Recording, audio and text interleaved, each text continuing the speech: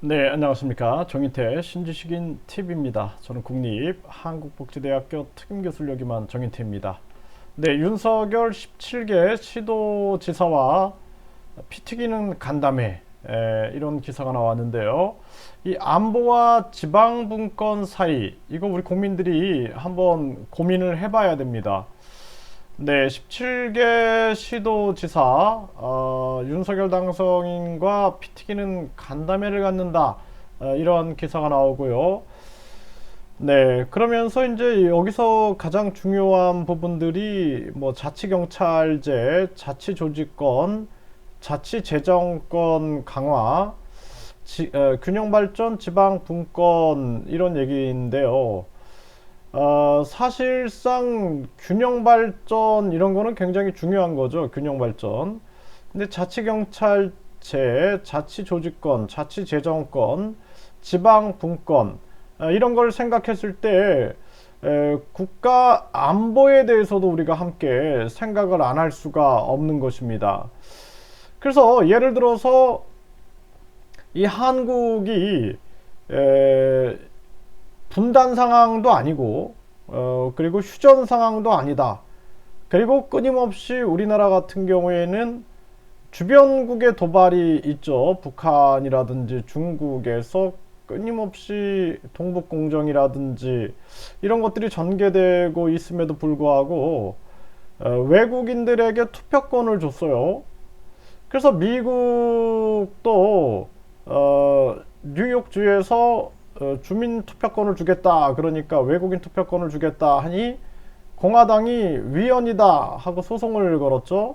일본은 자민당이 거부해 버렸습니다. 그래서 일본은 외국인 투표권을 주지 않고 있죠. 근데 한국은 저출산 고령화 상황에서 이렇게 외국인 투표권을 주고 중국인들의 부동산 싹쓸이, 또 차이나타운 문제, 공자학원 문제, 동북공정, 문화공정, 선거공정, 이런 상황에서 자치경찰제, 자치조직권, 자치재정권, 외국인 이제 투표권, 그쵸? 이미 시행이 되고 있는 거고, 앞으로 또 많은 외국인들이 결국에는 국적을 받고 출마를 하게 되겠죠. 이럴 경우에 우리나라의 안보 정황, 그래서 우리나라의 상황을 뭐 호주 같은 경우에도 이 중국의 공작 때문에 골머리를 앓습니다. 중국은 전 세계에서 선거 개입을 하고 있죠. 그래서 그 중국 같은 경우에는 전 세계에서 영향력을 미치기 위한 공작을 벌이고 있는데 과연 이 한국을 가만히 내버려 두겠냐라는 거죠. 그래서 우리 한국이 이렇게 자치경찰제, 자치조직권, 자치재정권, 지방분권 이런 것들을 균형 발전이라는 저출산 고령화 속에서 지방 소멸 문제를 접근하는 차원에서 균형 발전이라는 것을 이야기하면서 결국에는 중국이나 북한 입장에서 보면은 막 분열되는 게 좋겠죠. 한국이 뭉치지 못하게끔. 그래서 이 17개 시도지사도 당이 다 다르잖아요. 당이. 그 참 기가 막힌 겁니다. 서울시장이 있고 또 서울시 의회에 또 민주당하고 대립하는 모습들. 그러니까 끊임없이 싸우고 대립하다가 전진할 수 없는 그러한 구조를 가지고 있는 거예요. 우리 한국이라는 구조가.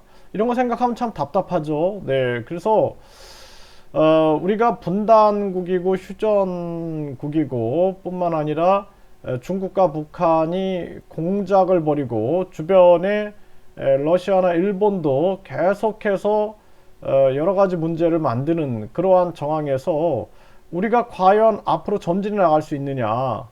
그래서 이 시도지사, 이런 시도지사나 또는 뭐 시의원이라든지 이러한 측면들 한번 깊이 고민해 봐야 돼요. 네, 그래서 차라리 국민들의 감사가 강화되고, 그리고 대통령이 임명하는 장관을 임명하듯이 이 17개 시도지사도 임명하는 체제, 이것도 한번 우리가 깊이 고민해야 되지 않느냐. 아니면은 17개 시도지사 지방은 다 정당 소속이 안 되게끔, 아니면 분열되는 거죠. 다 분열되는 거죠. 네, 그래서 대통령이 국민에게 선택을 받고 그리고 국가 전체를 끌고 갈 때 우리가 뭔가 일관성이 전개되는 것이 중요하죠. 그래서 아예 지방선거 같은 경우에는 무소속, 그러니까 정당 공천을 못 받게 하는 거죠. 정당 공천을. 지금 교육감 선거 보면은 정당 공천을 못 받게 하잖아요. 그렇죠?